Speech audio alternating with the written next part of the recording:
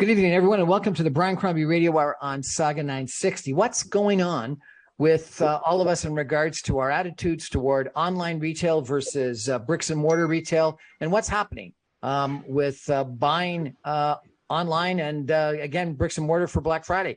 I had an opportunity at a conference recently to listen to Eric Morris, who is the managing director of retail for Google Canada. And it was quite a fascinating presentation where we talked about all the different trends that are going on, what people are thinking about, what they're investigating, and the impact of online on bricks and mortar, which I found really kind of interesting. So I thought I'd invite him onto the show to illuminate a little bit, to provide us some illumination on what's going on. Eric Morris from Google Canada, welcome to our show, sir. Brian, thanks for having me. Nice to see you. Nice to see you. So why don't we start off, since Black Friday's, in a day, tell us a little bit about what you think the things are that people are looking for on Black Friday the most. Well, I think at the highest level, they're looking to shop. And look, I think Black Friday has the catchy name and gets a lot of attention in the industry and, of course, by shoppers. But I think what's really important to point out is that it's more than just a day. And I think sort of the history of this, very quickly, these are sort of American traditions that have made their way to Canada, Black Friday and Cyber Monday, which were sort of peak days to shop online. And I think what we've seen over the last several years is sort of a elongating of the holiday shopping period. Yep. So it's more than just one day or a weekend. It's turned into sort of a cyber week and many weeks of heightened shopping activity. And so, of course, it is the peak day where Canadians and Americans are making their list and, heightened shopping activity during the holiday period. And you at Google Canada do analyses such that you can tell what people are searching the most? Is that what I understand? Well, we can't tell what you're searching or what I'm searching. I think that's really important, to point out. The highest level, Canadians, of course, rely on Google and YouTube to help them shop, whether it's on Google Search or Maps to find stores or YouTube to watch, product reviews or unboxing videos. That's how consumers come to use Google and YouTube to help them shop and buy things, whether it's online or in stores. We spend a lot of time working with retailers, and that's really where, I spend the bulk of my time and the team that works for me. We have, close to 100 people in our office in Toronto who work with the largest retailers in the country, large, big box or omni-channel retailers like a Canadian Tire or a Lululemon, specialty retailers, online-only retailers, so think like an Essence, the luxury retailer in Montreal, or Article and Rove, the furniture companies out west. We work with technology companies behind retail, so think like Shopify and Lightspeed. So what we're trying to do is help them connect the people searching for the products and the things that they sell. Again, whether Canadians are looking to buy them online or in store, connect in aggregate with shoppers to those retailers. So in aggregate, yes, we do have an idea of, are Canadians searching more or less for furniture or for clothing? And are they looking to buy it online? Are they looking to buy it in store? And how do some of those trends vary by day of week or time of the year or even regionally? But those things are all known sort of in the aggregate. It's not down to sort of an individual person. I know privacy is top of mind for everyone. I just think it's really important just to level set there. It's not what one person shops for. Well, I appreciate that, but I got to tell you, every once in a while I Google something or whatever, and then I find that, Facebook and Instagram or whatever, for some reason, knows what I was looking for. So I always wonder about that. Well, I think if you have questions about Facebook and Instagram, you're probably better, to ask them. I think, Google has always been about, providing answers to questions. Again, questions, my kids who are increasingly online have questions about when they're doing their schoolwork or, in a commercial sense, questions about the things that we want to buy or where we want to buy them from. And we're about providing, relevant information. If I'm looking to buy something locally, of course, it's a value exchange where, I've opted in to share my location with Google and Google Maps in exchange for getting local information. So I think anytime Google's using personal information, it's with consent, and there's a value exchange there. We're using that personal information in order to provide a better service, stores near you, which videos you're more likely to watch, etc.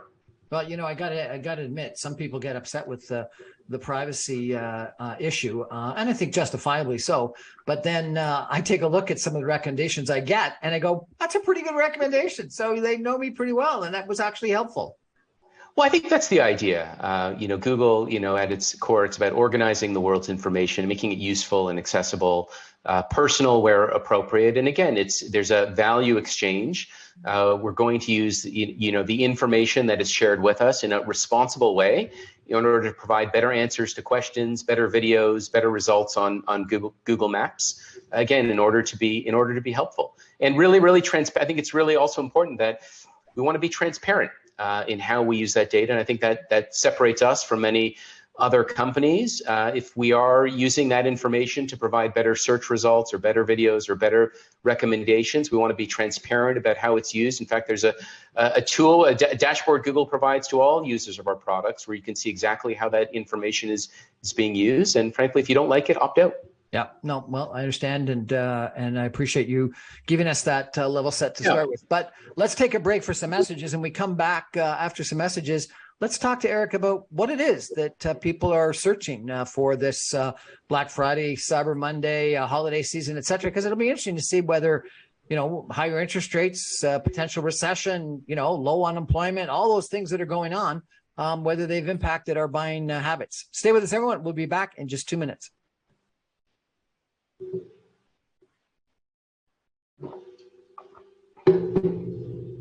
Welcome back, everyone, to the Brian Crombie Radio Hour, Saga 960. We're chatting tonight with Eric Morris. He is the Managing Director, Retail with Google Canada.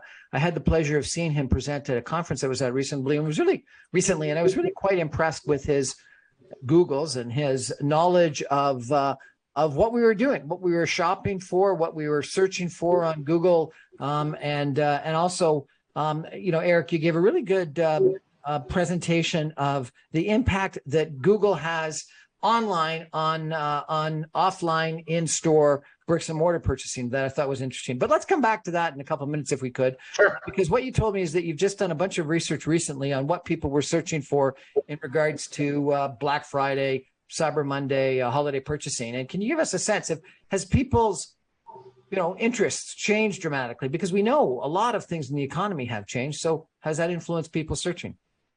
Yeah, I think the way I would answer that is when you reflect on the last few years in the retail industry, or frankly, our lives. You think about all the changes we've lived through COVID these last 2.5, 3 years, and I think what we've all observed, whether it's my kids at home, homeschooling when school is shut, or many of us working from home, 3 or 5 days a week. I think there are some changes, yourself included.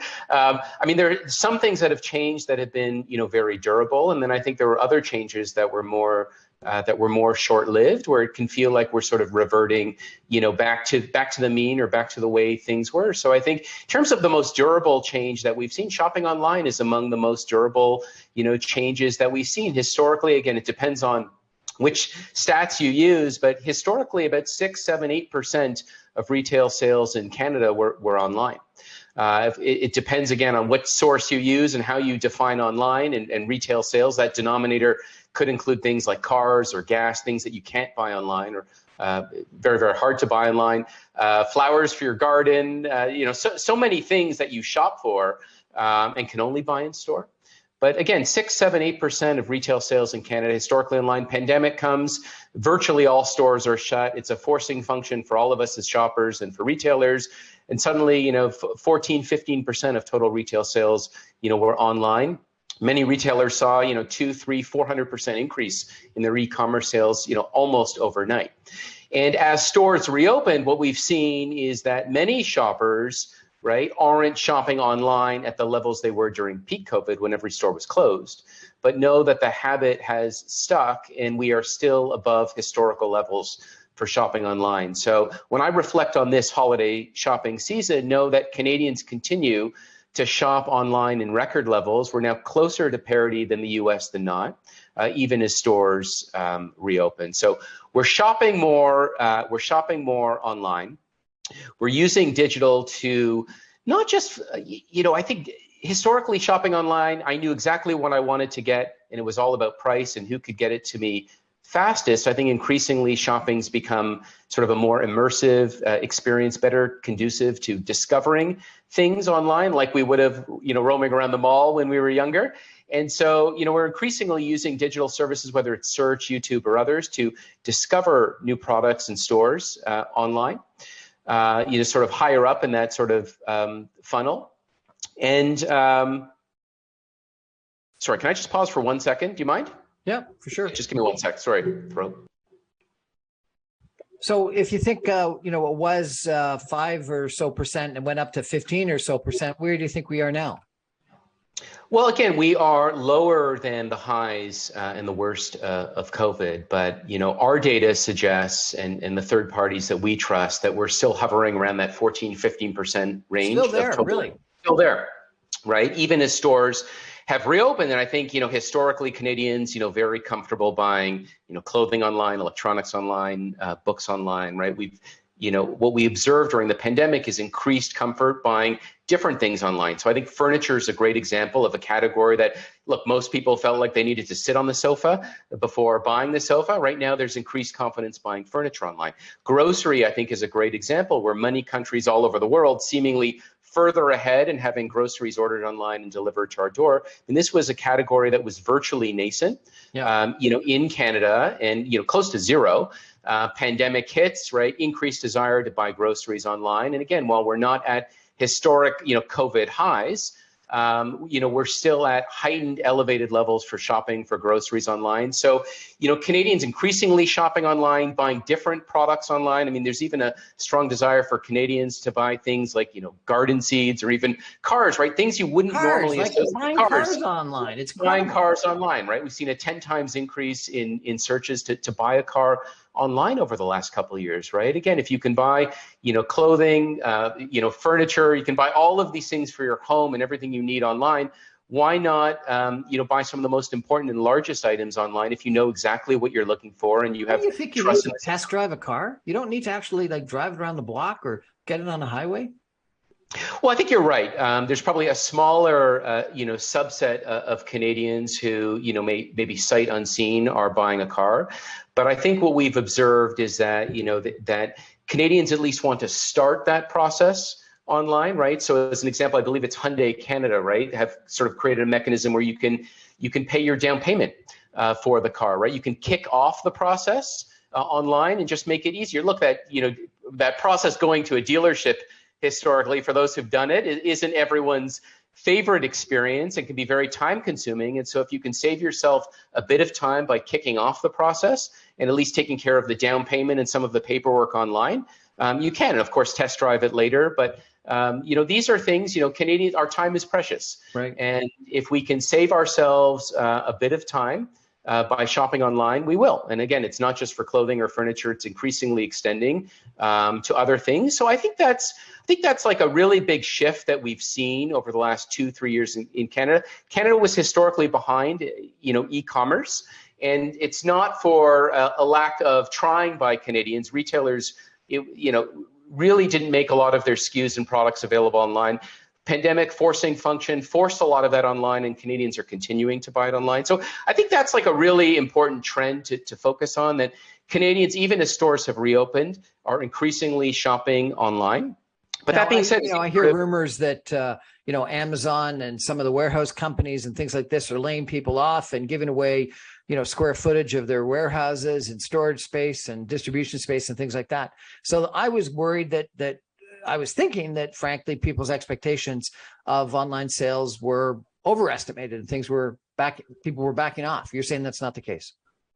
Well, I can't speak for Amazon's hiring and staffing. So, I mean, again, you'd best ask them. But I think, look, a lot of companies hire and staff not based on like the current need, but based on future forecasts. And if you have like any of those forecasts off, not just where you are today, but where you think you may be, 2 years or 3 years or 5 years down the road, that can lead to, potentially like a miscalculation. But again, I think you're best to speak to them on their staffing needs. Okay, so you're saying that online purchases are still high, somewhere around the 14, 15% of all retail sales. What about what we're buying? You know, with increases of interest rates, with the potential for a recession, I would have thought people would have been backing off big purchases like furniture, cars, mattresses, things like that, and going for more small purchases. What do you see, if anything?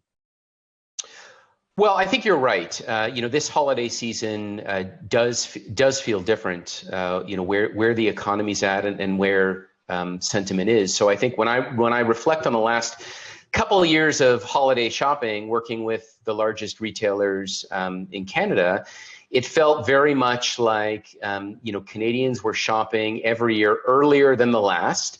Driven by whether it was store closures, making sure that they could get their e-commerce orders, in time before the holidays, right? Supply chain issues have been a concern for the last couple of years, right? So there were shortages. A lot of the things that Canadians wanted to buy, right? It was less about price a year or two ago and more about making sure I could get what I wanted and getting it on time. Right. This holiday season is different. Price is more top of mind for Canadians. There's no doubt about it. At Google, we've seen, we've seen a 80 times increase in Canadians searching for gifts by price, right? We've seen a 700% increase. Yeah. Right. So, increasingly Canadians are coming to Google, right, to help them narrow down, right, the gifts that they're looking to buy by a price range. And we share this with retailers, not by way of trivia, but in order to help them do something about it, right? If Canadians are trying to search within a price range, right, we encourage retailers to make that content available, right? Have holiday gift guides, whether it's in print or online or in your emails, right, where Canadians can zero in on the products that they can buy, right, within a certain price range. But yes, an 80 times increase in Canadians searching for gifts by price, right? Price match, right? 700% increase in Canadians looking to price match products through Google, right, over the last year. Sorry, I don't understand that. Explain to me what price match is. Right. So if somebody is going to Google and any of the searches that they do, if they're looking to see if a retailer offers price matching right before the holiday, this is an issue. There's shoppers have a concern, especially in the weeks leading up to Black Friday, right? They're worried that they may be buying something now that could be cheaper in a week or two, right? Even from the same retailer, right? So Canadians want that reassurance that what they buy now, right, is in fact the best deal, and that if it's advertised for a lower price, a day or a week or even a month later, right, that the retailer will match that price. But yes, a 700% increase in Canadians looking to, price match, right? Again, from that retailer, or if another retailer will price match, right? Discount codes up 200%, right? So if you're shopping online and you get to that checkout page, right, and you see there's that box for a discount code. Sometimes that's a prompt to a shopper. Well, I don't have a discount code. Maybe I'll go to Google and see if I can find one. Right. So it can be self-fulfilling in a way, even offering that, but know that Canadians, right, have searched for a discount code 200% more than they did a year ago. Right. So again, these are all signals in aggregate that Canadians are increasingly value conscious and looking for deals. We also see hold on. So that's really interesting. Yeah. So you're just telling me I've seen these things for discount codes. I say, oh shucks, I'm not worthy. I don't get it. What you're telling me is I can go on Google and look for a discount code. You can. I'd also suggest going into your own email. Right, a lot of retailers. I mean, email marketing is very, very effective, and if you've opted in to subscribe to an email from a retailer, it's because you really like that retailer and you want them to send you, customized offers and coupons. I know as a shopper, sometimes I forget that a retailer I shop with frequently sent me an offer or a coupon just a couple of weeks ago. So when I'm shopping online, I'll make sure I search my inbox to make sure I didn't miss a discount, because it's possible in all that email we receive. But also, yes, go to Google and search for that discount code to see if it's offered on another site that you may have missed. Brilliant suggestion. Thank you. I appreciate that. So price matching, lower discount codes, discount codes, lower pricing. So what you're saying is whether it's just normal or whether it's because of the economy, we're all interested in saving some money. Yes, and I think it's a bit of both, right? Canadians are always interested in saving money, but I think more so than ever. And I think that that balance between like making sure I get the perfect gift and it arrives on time, even if I have to pay a little bit more, versus starting with sort of a price in mind, right? The scales tipped a little bit. We've also seen it in terms of like the brands that people search for. So, private label brands, right? Costco has like the Kirkland product, right? No Frills Grocery. Mastercraft, we've seen heightened increase for the private label brands, the brands that are owned by retailers, usually offered at a discount relative to other brands. And so again, year over year in Canada, we've seen a 50 to 100% increase in searches for those private label brands. Again, it's another signal that Canadians are more value conscious than they were a year ago, right? And increasingly open-minded to shifting brands based on price. Really, that's interesting. That's fascinating. Thank you so much for sharing that with us. What else? Can you tell us if people are, shopping for high expensive products less than they were before, going for lower cost products? Is that something that you would be able to track? You can, and we work with retailers to help them understand of their wide assortment, which are the products that are in greatest demand. And so, how frequently Canadians are searching, and if they search, do they click? And then based on the analytics that the retailers have, what is their propensity to buy? But I'd sort of shy away from sweeping statements in that I'd shy away from like Canadians aren't buying expensive things, they're only buying cheap things. Ultimately, it depends on sort of the shopper. And it depends, on the retailer. So like I'll give you an example. I mean, Lululemon, an incredible made in Canada, success story, is not the cheapest product, in their category. It's a beloved brand, and it's more expensive than average, and has had an incredible run. Really forever, accelerated during the pandemic and has continued to do well. We work with, a lot of retailers in the furniture category, or even the appliance category. And so know that Canadians are continuing to shop for, an aggregate, for, a range of items that are, at a range of prices. Yes, in aggregate, Canadians are more price conscious, but know that on the higher end, Canadians are still looking for furniture, for Lululemon, and for appliances, and for cars. All of these things Canadians are continuing to buy. Fascinating.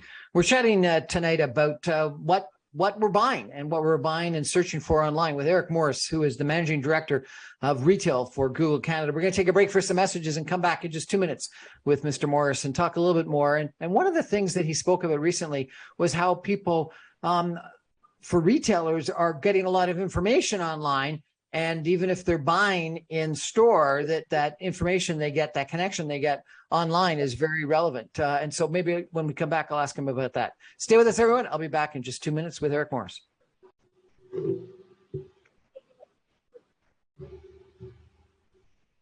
Welcome back, everyone, to the Brian Crombie Radio Hour on Saga 960. Black Friday is supposed to be the day that all these retailers go into the black, that they've been in the red for the balance of the year, and it's because we're all going to start shopping in earnest for the holiday season. And Google Canada does a bunch of research that sort of can track what we're shopping for, how we're shopping, etc. Our guest tonight is Eric Morris, who is the Managing Director of Retail for Google Canada. And he's been sharing with us some of the trends that the retail sales online were in the 5% range, went up to about 15% during the pandemic, and are still around 14%. So he says we're still buying online. But Eric, you in this presentation I saw that you made at the ICSC conference, you were talking about how critically important online, I guess it was online websites, information, et cetera, is not just for your online sales, but for your bricks and mortar sales. Can you expand on that, please? Sure. I mean, I think one of the biggest misnomers in the industry is to sort of equate a website or a digital presence, with e-commerce and e-commerce only. And so, yes, if you sell online, your website plays an incredibly important role to drive online sales. But if you're a retailer who has stores, and many do, and many of those retailers see far more sales coming in store than online, knows that your digital presence and your website and your email specifically play an incredibly important role, not just in driving sales online, but driving sales in store. And so we know from our research that close to 90% of Canadians discover a product they want to buy, whether it's online or in store, online, right? So they're discovering what they want to buy online, but then making a decision sometimes to buy it online, but more often than not to buy it in store. When we visit a store, right, 90% of Canadians, right, go online before, to sort of discover the store that they want to buy it from, check the hours, reviews, etc. 90% of them are going online, researching that store before actually visiting the store. So that's amazing. How do you know that 90% of Canadians go online to check out a store before they go visit it? 90%. How do you know that? That's amazing. Yeah, well, we have a couple, I think, important sources. So I think like the first is that we've been surveying Canadians every 2 weeks since the start of the pandemic. Retail is one of the industries that we're most interested in. Some of our largest partners are retailers. And so when the pandemic hit and many retailers turned to Google to understand how is the world changing and what should we as retailers do about it, we started working with a research firm, and we're surveying Canadians every 2 weeks. And we've been doing that since the start of the pandemic to better understand their shopping habits. So, what are you looking for? What categories? What are you doing online? Do you watch videos? Where do you start? Are you buying those things online? Are you researching them online and buying online, or researching them online and going into a store? So, research that we've commissioned is a really sort of important source that we work with, and some of the search data, again, in aggregate, being able to understand that we've seen like an 80 times increase in Canadians searching for gifts by price, or discount codes are up by 200%. Again, that's informed by Google searches in Canada in aggregate that we're able to compare over the same period a year ago. Absolutely fascinating. I was at a hotel conference, and they told me that when people are searching for hotels online, they make their decision based on the picture that they see that pops up in 5 seconds. Both the picture of the front of the hotel and the picture of the room. In 5 seconds, a picture is what's making the decision. Does that sound believable? I don't know, having not worked with them, but it sounds possible. I mean, I think there's art and science, to digital. And so, many of the best retailers that we work with, they're treating their emails and their website as, one big experiment where, you're changing the offer, right? Is it better to say, save 20% or buy one, get one free? Right? Or free shipping, right? So testing different offers, testing hero images. So that image that you see when you go to the homepage of a retailer, right? Many retailers have a carousel of different images. Winter boots is one. The next user sees like belts or pants or coats or other things. And they're constantly running experiments behind the scenes to understand like which pictures elicit the best response, whether it's time on site, right? Depth on the site, adding things to the cart, right? Getting customers to check out, right? It's one big, experiment that's being run in the background. So it sounds like they're doing all the right things and experimenting with different images and offers, right? To maximize whatever it is that they're looking to do. So your advice would be, don't be static, be changing up on a regular ongoing basis. Yeah, I mean, our advice, to retailers is, to make decisions based on data. And so, some of these may be like universally true across like your entire business or brand or across the country, but ultimately there's, a lot of nuance. And I'll give you an example. Many retailers know that there are some customers who are more valuable to them than others, right? They shop more frequently, or they spend more, or they're more likely to buy things, based on when they're full price. And so retailers may do something different.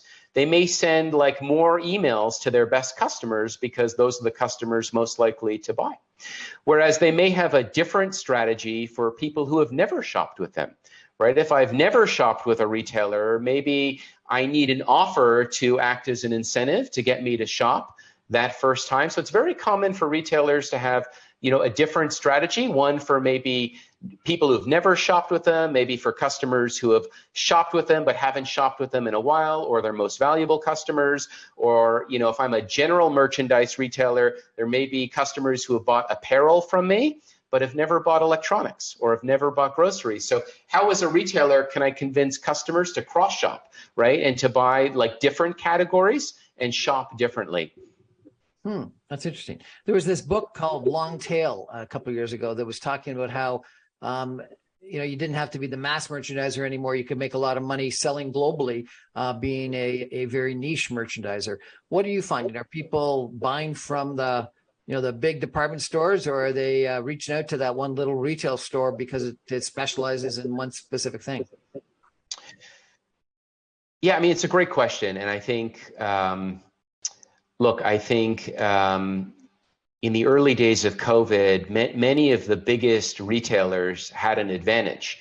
They had a lot of infrastructure in place, like they already had, a mechanism for, e-commerce, and were just able to shift shoppers to a channel that already existed, whereas there were many smaller businesses who were more nascent in their e-commerce journey and had to get things, up and running faster. At the same time, we did see, while the sort of quote unquote online or retail giants, were very well positioned in the earliest days of COVID, I think there was a desire from Canadians to shop locally during the worst of the pandemic. Right? We don't want the shops near us to be hollowed out and to disappear. And so while it's great that a large retailer can get me something in a box to my house in a day or two, it's even faster if I can go down the street, pick it up curbside or otherwise, and support a local business along the way. So ultimately, I think it depends. Those were some broad trends that we saw, right? The largest retailers had the digital infrastructure already set up. There was a desire for Canadians, to shop locally, but ultimately it plays out differently for different Canadians when they're shopping for different things, right? I really want to shy away from like those broad sweeping statements, and it may sound more wishy-washy, but again, it really depends based on the mindset of the shopper, what they're looking to buy, and frankly what's around them. Yeah. What about videos versus just pictures and words? What's the trend there and what's your advice there? Yeah, well, look, Google started, you search for something and you get like 10 blue links back, and it's links to other websites. And I think in the earliest days of that online shopping experience, right, you had a very clear sense of exactly what you wanted to buy. You'd come online and you'd be able to discover which retailers sold it, what was the price, how quickly they could get it to you, did they charge you for shipping, and it was like a spear phishing exercise. You knew exactly what you wanted to get, and you used online to find like said retailer. What we've observed over the last couple of years, and it really did accelerate during the pandemic, is a digital shopping experience that's far more like immersive, entertaining, and takes advantage of the amazing internet that we have today with sight, sound, and motion, led by video. YouTube, of course, is a great place to shop. And so, during the pandemic, Google, we observed a 35% increase in YouTube watch time, right? As Canadians were home more frequently, had maybe some more time on their hands, and were immersing themselves in an increasingly digital world. And that is one of those more durable changes, right? YouTube watch time has accelerated. 16 million Canadians are now watching YouTube on their big screen TV in their home, right? That Connect TV experience, right? It's increasingly much easier to watch, YouTube on the biggest screen in your home, which creates a far more immersive, experience, and it's a great place for retailers to be as well. And probably more importantly, whether it's product reviews or unboxing videos, sometimes a video is the best way to understand, exactly, what it is I want to buy and where to buy it from. 70% of Canadians have bought something after watching a video on YouTube. So it's playing an increasingly outsized role in that shopping journey online. Again, whether they're shopping for it online or in store.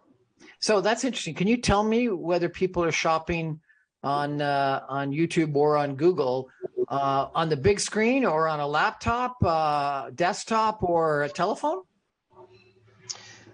Well, I can't tell you, Brian, but yes. So when we work with retailers, the analytics that we provide and the data that they would have as a retailer and an advertiser with Google is they'd be able to see like the distribution of views or clicks by device, right? So whether it's a quote unquote computer, a tablet, a phone, or a television, from sort of engagement, whether they click on things, right down to purchase.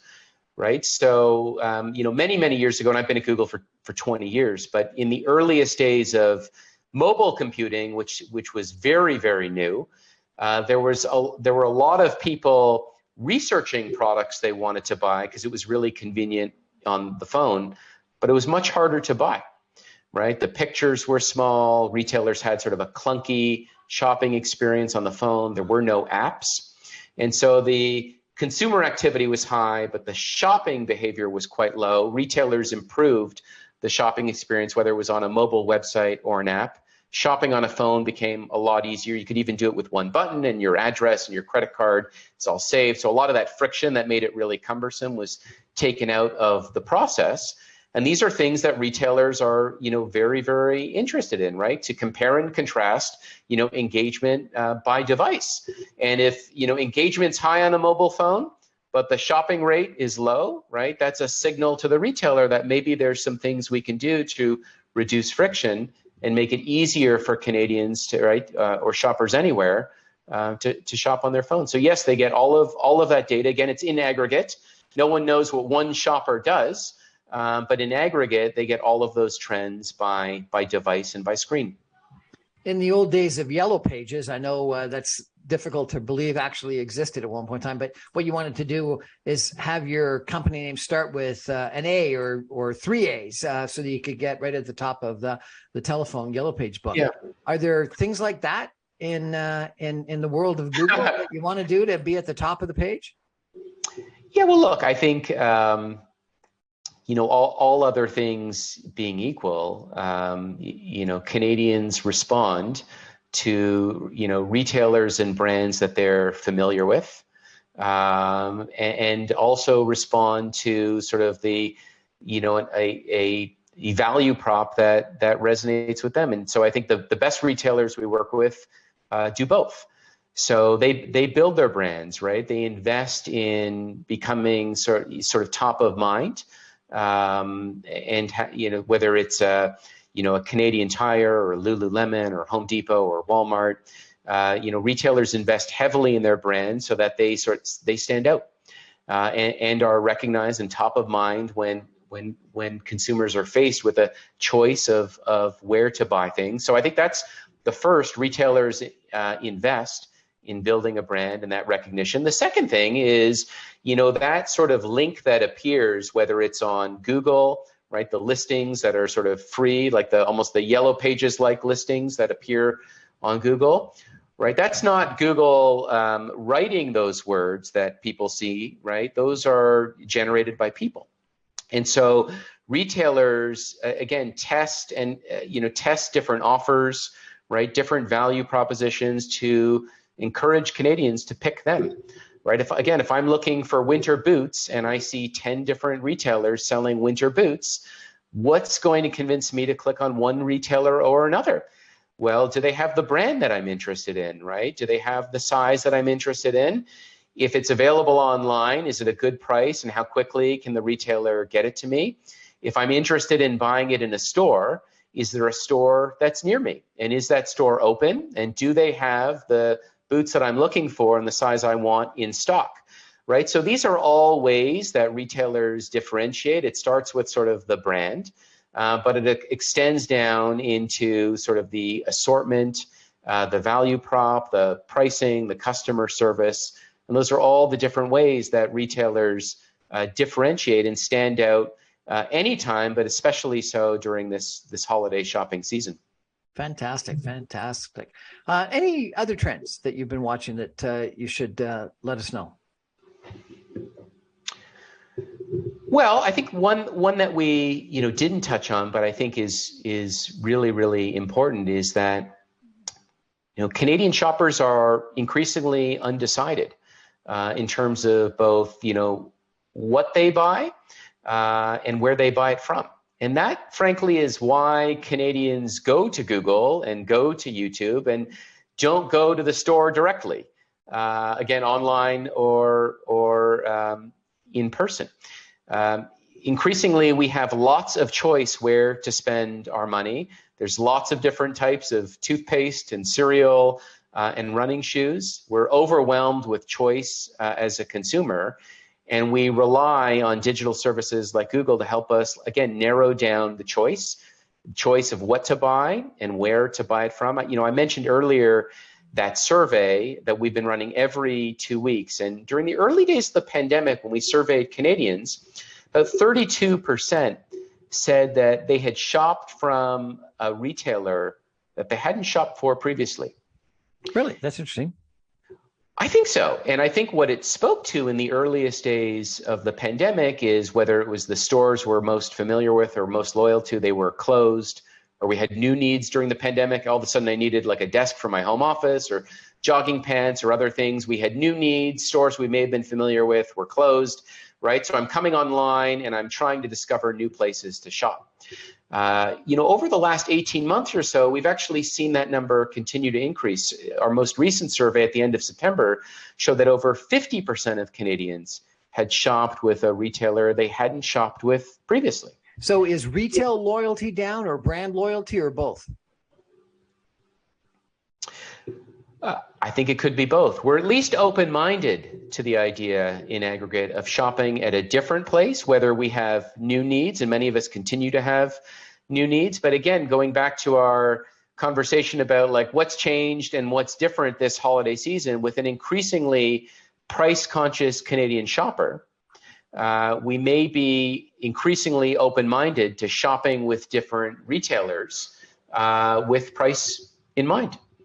And so I think that is definitely, one trend that we've shared with retailers and are encouraging them this holiday season, right, to lead with value, to lead with price. It's a great opportunity to win new customers to your brand. And also it's really important to defend the customers that you have and ensure that they don't go off and buy from someone else because they think someone else has the better value or the better price. Fascinating conversation tonight with Eric Morris, who is the Managing Director of Retail for Google Canada, talking about some of the trends of shopping online, of shopping with an interest in value and price, and trying to get more information, and some great suggestions to go out and look on Google for that discount code. Eric Morris, thank you so much for joining us. Thanks for having me. We're going to take a final break, and I'm going to come back with some concluding comments in just 2 minutes. Stay with us, everybody.